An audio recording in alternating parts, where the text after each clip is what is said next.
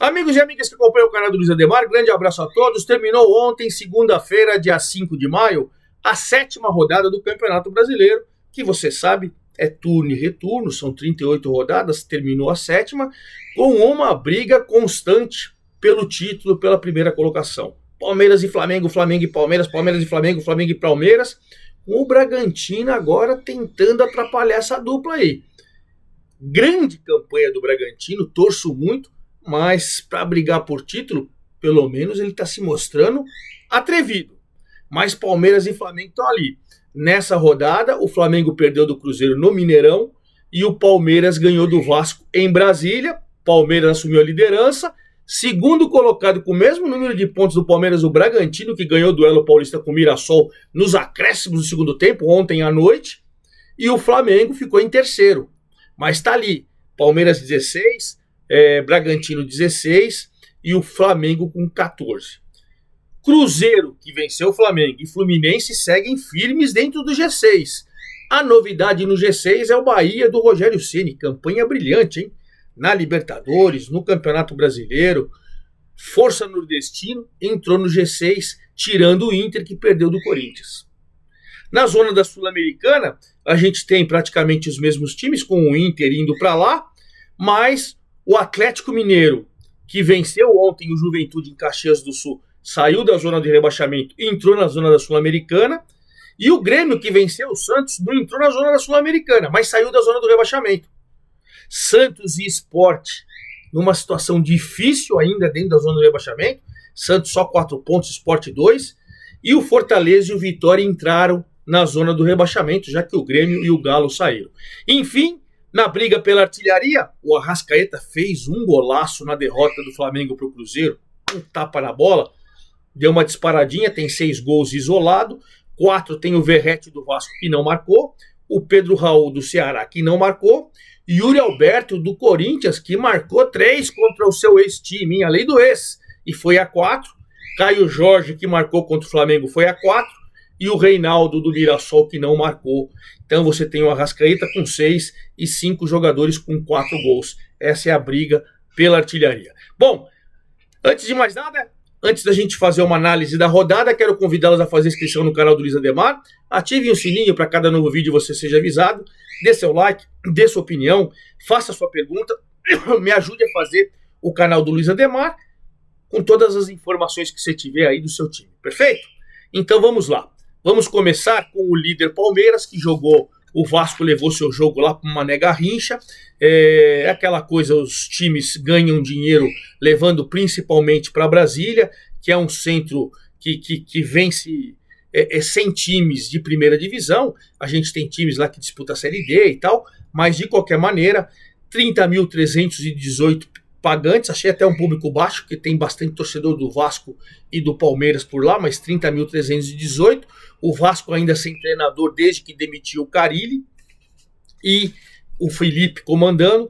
O Palmeiras foi melhor para mim quase o tempo todo, apesar de no finalzinho do primeiro tempo quase o Vasco faz um golaço e o Jai de bicicleta impediu o gol do Vasco. Mas o Palmeiras, que foi melhor, foi martelando, até que o Vitor Roque, o Tigrinho, fez o seu primeiro gol com a camisa do Palmeiras e desencantou.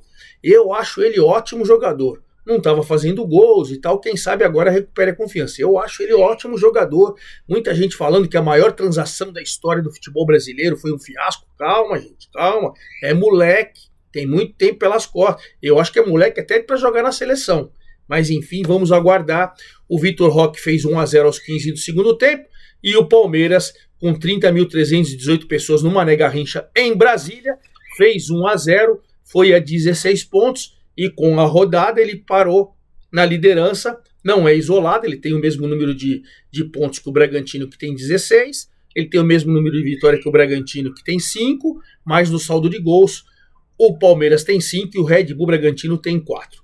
O Vasco, com essa derrota, continua ali, agora fora da zona da Sul-Americana, mas naquela zona intermediária, 14º com 7 pontos, só que o Fortaleza, que entrou na zona do rebaixamento, tem 7. Então o Vasco tem que tomar cuidado, porque tá ali perigando. Com os mesmos 16 que eu falei para vocês, o Red Bull Bragantino que jogou ontem à noite. Estou gravando o vídeo pela manhã agora, terça-feira, dia 6 de maio, ontem à noite, num duelo paulista que tinha tudo para acabar no 0-0, embora o Bragantino, Red Bull Bragantino criou mais, está jogando agora, estreou ontem no Estádio Municipal, já que o Nabi Abichedi vai passar por uma reforma e vai virar uma arena, deve demorar mais de 2 anos aí, então vai ficar jogando no Estádio Municipal. O Red Bull Bragantino teve uma falta no primeiro tempo do Juninho Capixaba, que o Walter, finalmente o Mirassol tirou o Muralha do gol, hein? O Walter fez uma defesa fantástica. No segundo tempo, o Negueba teve uma boa chance para o Mirassol, mas o Bragantino, para mim, continuou melhor. Até que no finalzinho do jogo, numa esticada do Pedro Henrique, o zagueiro para o Isidro Pita, ele ajeitou e bateu o cruzado. Já era 45 do segundo tempo e o Bragantino acabou vencendo o duelo paulista com o Mirassol por 1-0. Fernando Seabra continuando fazendo um grande trabalho, já foi no Paulista, e o Rafael Guanais ainda assim com o Mirassol. Bom, Red Bull Bragantino 16 pontos que nem o Palmeiras, no saldo de gols ele é o segundo, mas a campanha fantástica, passou o Flamengo, né? E o Mirassol agora também, assim eu falei do Vasco com 7, nos critérios, o Vasco é o 14º e o Mirassol é o 16º, caiu 2 posições. Tem os mesmos 7 pontos do Fortaleza, que está na zona do rebaixamento. Então o Mirassol tem que tomar cuidado, porque, claro, o Mirassol entra para não cair, mas é bom você não ficar por lá, porque daí você vai chafurdando na lama e acaba se complicando. Então, situação complicada. Terceira colocação, era líder na rodada passada, vem o Flamengo. O Flamengo jogou com o Cruzeiro. Se eu falar para vocês que eu entendi, vendo o jogo todo, que o Flamengo foi melhor que o Cruzeiro, vocês vão falar para mim, o torcedor do Cabuloso fica bravo. Não, Cabuloso foi aguerrido, foi valente, criou, abriu o placar com o Caio Jorge logo no começo do jogo, 14 minutos do primeiro tempo. Depois o Flamengo ficou fazendo aquela pressão, mas o Cruzeiro incomodava nos contra-ataques, e a pressão do Flamengo resultou no gol de empate aos 43, um golaço, aliás, hein? Um toquinho do Gerson pro Arrascaeta de fora da área. A lei do ex, né? O Arrascaeta foi do Cruzeiro. Deu um tapaça no ângulo. Um golaço. Um golaço espetacular do Arrascaeta aos 43 do primeiro tempo. Veio o segundo tempo. O jogo ficou igual. O Flamengo criou boas oportunidades. O Cruzeiro criou boas oportunidades. Tudo caminhava para quê? Empate. Gabigol entrou aos 43 do segundo tempo. Eu acho uma sacanagem. Vocês desculpam a palavra, até sacanagem. O Leonardo Jardim fazer isso. Teve um jogador do Cruzeiro que entrou ainda, nem tocou na bola. Acho que é uma sacanagem. O jogador se sente até desprestigiado.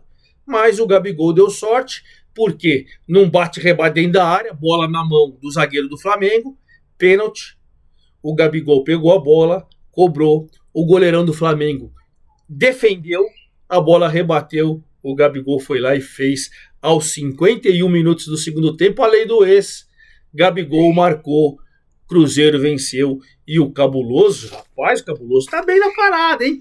Flamengo caiu para a terceira colocação com 14 pontos, coladinho ali o Cruzeiro com 13. Rapaz, o Cabuloso tá aí. Tá dentro do G6, vem se consolidando dentro do G6 e entendo que pro torcedor tá maravilha. Então o Flamengo caiu para a terceira colocação 14, Cruzeiro com 4 pontos, na quarta colocação com 13 pontos. Os mesmos 13 pontos do Fluminense, que é o quinto, também assim como o Cruzeiro, está consolidado dentro do G6. Consolidado por quê? Porque o Fluminense já vem, né? Desde que chegou o Renato Gaúcho, saiu o Mano Menezes, que agora está lá no Grêmio. O Renato Gaúcho deu um padrão para o time, fez com que o time crescesse, e lá no sábado, para 18.754 pessoas no Maracanã, o Fluminense ganhou de virada do Sport e derrubou o técnico português Pepa. Por quê? Com a boa jogada do Lucas Lima pelo lado esquerdo e o cruzamento preciso, o Pablo de cabeça fez 1-0 para o Sport, que ainda não venceu ninguém e é o lanterna. Mas fez 1-0, poxa, será que é hoje? Será que a gente vai aprontar? E tal. Acabou o primeiro tempo, com vaias para o Fluminense, que está uma grande campanha com o Fluminense com o Flamengo. 18, quase 19 mil pessoas vaiando. Veio o segundo tempo, rapaz, o Arias acabou com o jogo. O Arias fez uma jogada espetacular pelo lado direito, cruzou e o Serna de cabeça fez 1-1. Aí já estava tudo conspirando também. Olha quantos gols saem nos acréscimos, hein? tudo conspirando por 1-1, até que mais uma vez o Arias, mais uma vez pelo lado direito, mais uma vez driblando todo mundo, cruzou, e aí, de cabeça, o outro atacante, o Everaldo, fez aos 51 do segundo tempo a virada do Fluminense. Virada 2-1, espetacular. No vestiário o Pepa caiu, e com a queda do Pepa, 6 treinadores caíram em 7 rodadas. 6 treinadores caíram em 7 rodadas, hein? Você vê que coisa. Fluminense segue na 5ª colocação com os 13 pontos do Cruzeiro, mas nos critérios ele é o 5º, Cruzeiro é o 4º. E o Sport segue na lanterna, 2 pontinhos, não venceu ninguém em 7 rodadas. Um grande candidato a cair, só a 7ª rodada. Tem 31 rodadas pela frente. Mas aquilo que eu estava falando pro Mirassol serve pro Sport. Você fica chafurdando na lama, por exemplo, se você ganha 2 jogos seguidos, pode ser que você não saia. E não venceu nenhum. Por isso que eu falo que é chafurdar na lama e é você jogar contra. É difícil, viu, gente? A situação é difícil mesmo na 7ª rodada. E fechando o G6, a novidade, o Bahia do Rogério Ceni, bem na Libertadores, bem no Campeonato Brasileiro. Num jogo difícil, disputado, 14.918... Não, desculpa. 37.206 pessoas lá na Arena da Fonte Luminosa. 37... Só, a melhor renda foi a do Cruzeiro e Flamengo com 50, melhor renda, era melhor público e provavelmente a melhor renda. Eu pego só o público, né? 52.792 no Mineirão, Cruzeiro e Flamengo, quase 53 mil pessoas, né? E aí depois você tem agora os 37, que não foi a segunda do Bahia, porque o São Paulo teve quase 40. Mas enfim, uma ótima presença de público, 37.206 lá em Salvador. O Bahia num jogo difícil, um jogo disputado, fez 1-0 em cima do Botafogo, que neste Campeonato Brasileiro tá lá embaixo. Não conseguiu brigar lá em cima ainda, hein? Não conseguiu brigar pelo G6, quanto mais pela liderança, pelo título, né? No primeiro tempo o Cauli fez um golaço, 38 do primeiro tempo, um golaço, o Bahia para mim foi melhor. No segundo tempo o jogo ficou igual, no finalzinho foi um festival de gols perdidos. O Bahia chegava na cara do gol, perdia, o Botafogo chegava na cara do gol, perdia, o Bahia chegava na cara do gol, perdia. Rapaz, aí o Bahia faz gol, daí o VAR anula, enfim. Um jogaço, principalmente nos 15 minutos finais. Mas o Bahia conseguiu uma vitória fantástica, entrou no G6 com 12 pontos, e o torcedor do Bahia tem motivos de sobra para festejar, hein, gente? Motivo de sobra. G6, Botafogo despencou para a 12ª colocação, despencou 4 posições, ainda está na Sul-Americana, mas a campanha é fraca. Aliás, falando em Sul-Americana, vamos para a 7ª colocação. Do 7º ao 12º colocado, você vai para a Sul-Americana. E o 7º agora é o Ceará.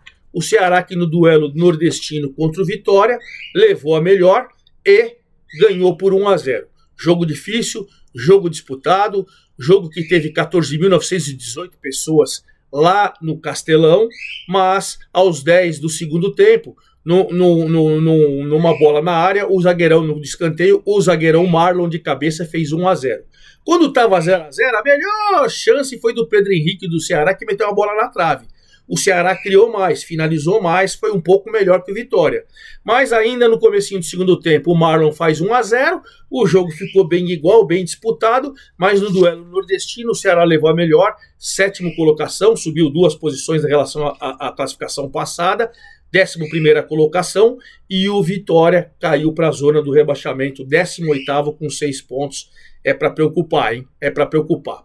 Na zona da Sul-Americana agora ainda o Corinthians pegou o Internacional, gente, fez 6 gols para valer 4. Achei que a arbitragem pediu uma goleada do Corinthians em cima do Inter. Olha, porque anulou 2 gols do Corinthians, que para mim foi um absurdo. Para mim, respeito todas as opiniões, só emito a minha. Eu acho que ali o resultado justo seria 6-2 para o Corinthians mesmo. E olha, vamos lá, o Corinthians com o Yuri Alberto faz 1-0, a lei do ex, o Yuri Alberto faz 1-0 aos 24.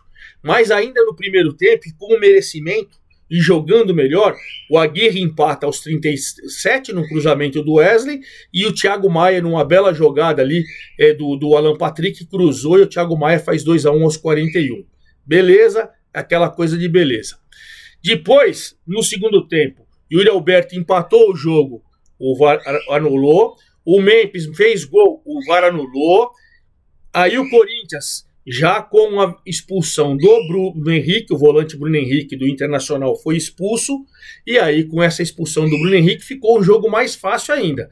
Aí o Yuri Alberto de cabeça empatou aos 18, depois em cobrança de pênalti o Yuri Alberto fez o terceiro, 3 gols em cima do ex do Inter, fez 3-2 aos 48 e já aos 57. Veja quanto tempo foi de acréscimo por causa dos 2 gols, que todo mundo ficou preocupado. Pô, esse negócio do VAR apitar lá no... O gol foi aqui. O VAR apitar lá na área adversária, pô, vai pro inferno isso aí. Se o juiz estava em campo e não viu, segue o jogo, cara. Mas enfim, aqui é uma porcaria. Aí o Coronado foi lançado, saiu o goleiro do Inter, deu uma cavadinha espetacular. E o Corinthians, com mais de 40 mil pessoas de novo lá na sua arena, fez 4-2 de maneira contundente em cima do Internacional. Bom, o Corinthians subiu 4 posições, é o 8º, está na Sul-Americana com 10 pontos e tirou o Inter do G6. O Inter, com os resultados, ele deu uma despencada, ele é o 9º, está atrás do Corinthians. O Corinthians é o 8º com 10, ele é o 9º com 9 pontos. Saiu do G6.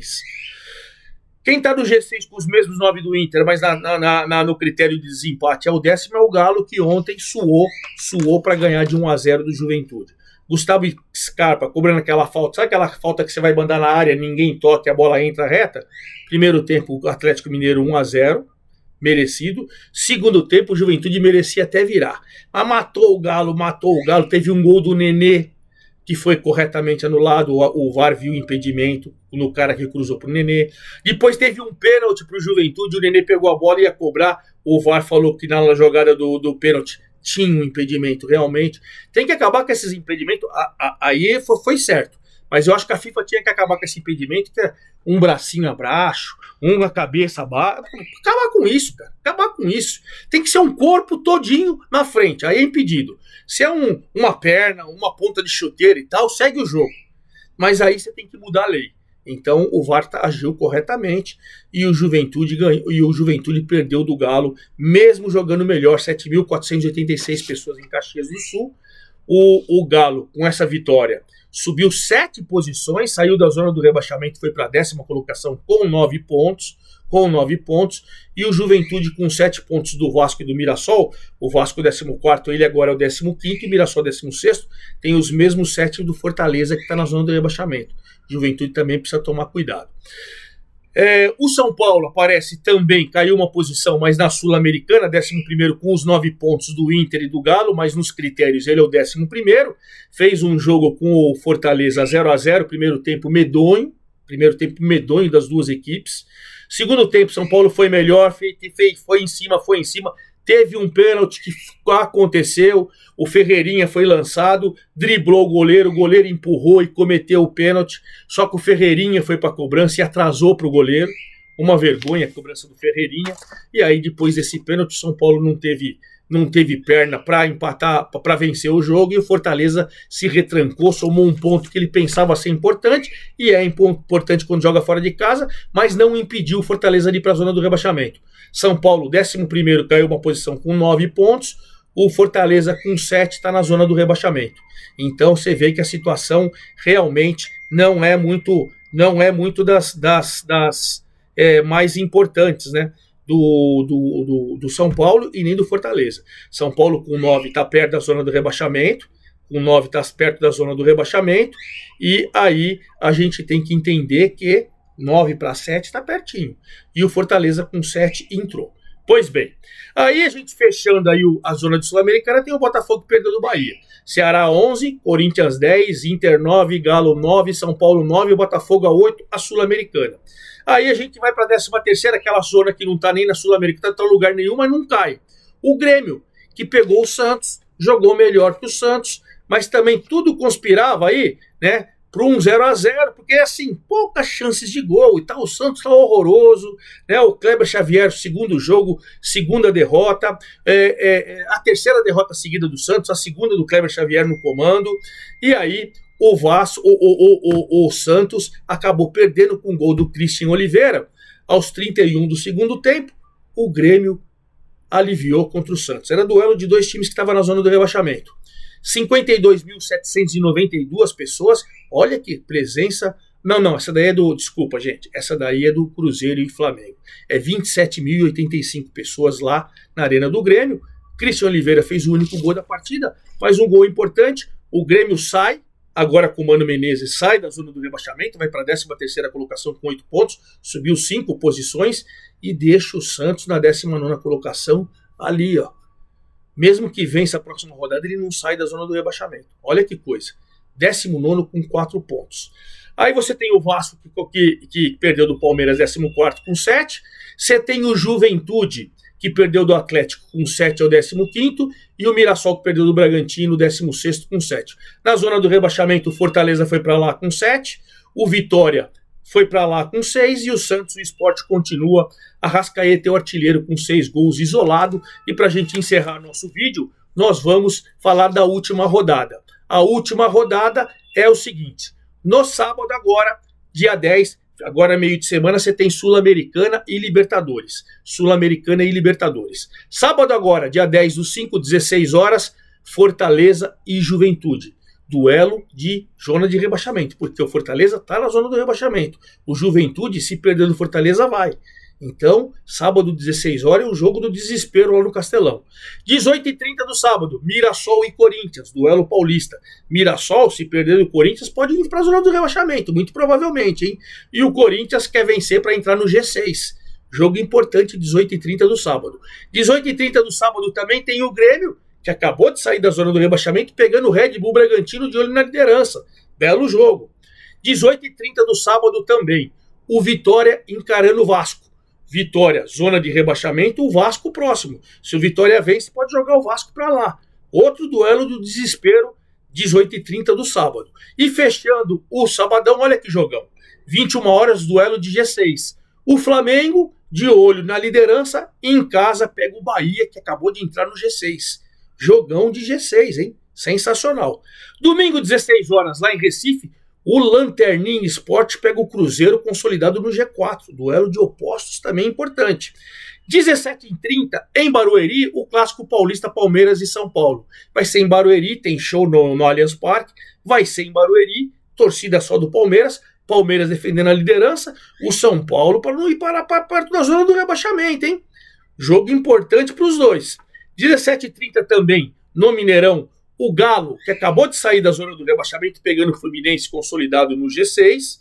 Aí no domingão, às 20 horas, no Rio, você tem o Botafogo, numa zona intermediária de Sul-Americana, pegando o Inter, que também está na Sul-Americana, mas os dois ficam pensando no G6.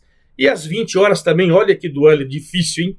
O Santos na zona do rebaixamento, precisando ganhar do Ceará, que está de olho se ele vence o Santos numa vaga no G6. Olha que jogo importante. Ceará pensa em cima, o Santos pensa embaixo. Quem diria? Bom, eu vou acompanhar tudo isso e na próxima segunda-feira trago todos os detalhes da 8ª rodada do Brasileirão. É isso aí, forte abraço a todos, até lá!